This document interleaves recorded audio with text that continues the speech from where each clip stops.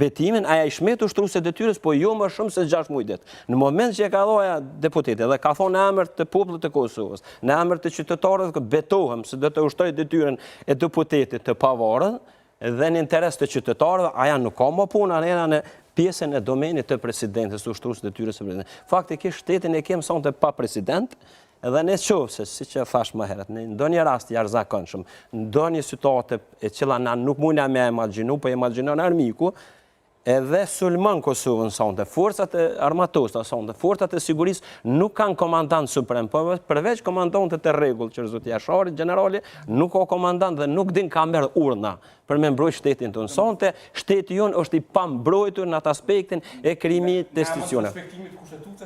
Shumë qëndru indiferent karshin i agresionit mundshëm. Po, absolutisht. Nuk ka kush e jap urdhën sonte, por na po presim sonte që po zgjidhet në ora 12. Po njerëzit nuk e kuptojnë që jeni optimist se mund të ketë veprime dhe të zgjidhet. Ish dashur në raport edhe në atë aspekt aleancë edhe ish dashur me ndërhy këtu dikush me bani zgjidhje tjetër. Për ndryshe ne shteti po prishet. Faktikisht shteti po prishet nëse sonte s'kem shtet. A mund të themi shkurtimisht, pra nëse 2 persona janë në 3 pozita, pra ata kanë shkuar në zyrë, çka i bie kjo, grushtet institucional? Normal që ish deshtë. Për që ata thashtë edhe prokuria speciale duhet të aktivizohet se e ka me ligj, do me mbrojt rendin dhe kushtetues. Vetëm ata kanë diskrecionin dhe autorizimet me vepru në kashik si sytuata. Se faktikisht po sabotohet shteti.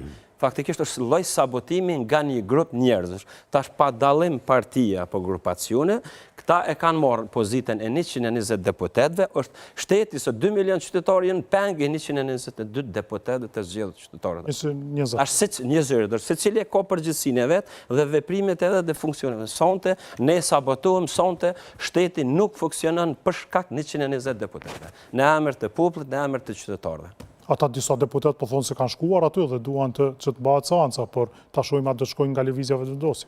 Ta është në përgjithësia i bie, secili që është deputet atë. Zoti Koci, nuk ka funksione shtetërore, pra kanë dhënë betimin si deputet dhe kanë pushuar dhe duaj të pushonte funksioni edhe këtij kryeministrit në detyrë, edhe të presidentes rrjedhimisht kryetarës së kuvendit në detyrë. Kjo po, por unë shoh që Kosova është praktikisht në kaos juridik dhe institucional. Lexova tekstin e zotit Murati. Po, ta kemi të afishuar në ekran. Ai flet për 25 shkurtit, por ka harruar që AK-ja ka dërgu lëndë në gjykatën kushtetuese dhe gjykata kushtetuese e ka saksuar deri në mënyrën më koncize, më të prerë, më të saktë si qëndron çështja. Pra, duhet vetëm dish të lexosh dhe aq mjafton. Nuk. Po zoti Murati di të lexoj, besoj. Besoj që din shumë të lexojnë, por duan të keq lexojnë. Vendimi, gjykimi i gjykatës kushtetuese është shumë i qartë. Thot, nga certifikimi i rezultateve janë vetëm 30 ditë. Mund ta fillojnë ditën e 29, por procesi duhet përfundojë në ditën e 30. Çdo veprim jashtësia fati është antikushtetues, goditje, shkelje e gjykimit të gjykatës kushtetuese, goditje në rendin kushtetues. Dhe për faktin që gjykimi është shumë i qartë, mendoj që veprimi i sotëm, që nesër të mbahet ai takim, është i qëllimshëm. Shkelje kushtetutës me paramendim? Me paramendim, absolutisht. Sepse po them, gjykimi është shumë i qartë, nuk ke nevojë të jesh ekspert i çështjeve juridike. Vetëm duhet dish lexosh. 30 ditë është afati nga certifikimi deri në dhe mbaron. Ai afat mbaron sonte në orën 24. Unë mendoj që opozita duhet të reagojë. Çka mund të bëjë opozita? Një nga format është që t'i drejtohet gjykatës kushtetuese, më njëherë dhe gjykata kushtetuese të marrë mas pezulluese. Që të mos lejoj.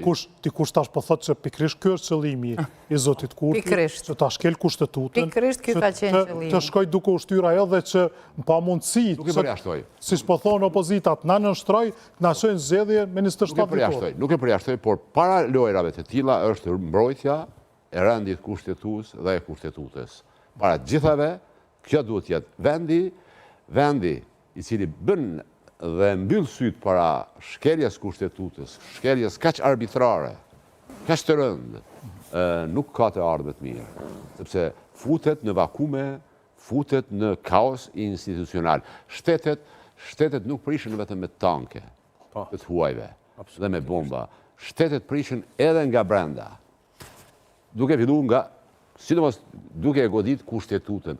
Dhe unë mendoj që kjo... Goditja më madhe që mund t'i bëhet në një shteti është goditja kushtetutës. Kësaj radhe vepron duke u bazuar në ligjet që dalin nga kushtetuta. Rendi kushtetues, akt gjykimi është shkelur, është goditur rendi kushtetues i Kosovës dhe unë pavarësisht pasojave që mund t'i ketë opozita.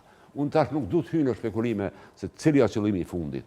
Është evidente zhagitja, sepse po mos kishim bënë me zhagitje, nuk do të lihej dita 29 që të konvokohet seanca e kuvendit. Por pavarësisht nga kjo, unë mendoj që është obligim i deputetëve, pavarësisht koston që mund ta marrin që të dalin në mbrojtje të kushtetutës dhe rendit kushtetues. A bëvesh një pyetje zotit Koçi dhe zonja Daka, me që është juriste, a sankcionon akt gjykimi që a thot saktësisht që seanca duhet mu po mënej seanca, kur të njësë mas 30 ditë të certifikimit të rezultateve, a duhet mu përmbyll krimi i kuvendit? Mas 30 certifikimit? Po, ditën e 30 përfundoj. A e ka të saktume që duhet mu konstitucionet, apo vesh me një seanca, edhe vazhdo kur të që konstitu parlament. Nisja, e jo për Jo, nisja. E ka të saktume. Nuk flet për nisja, jo, këtë fulit për procedura. Ajo është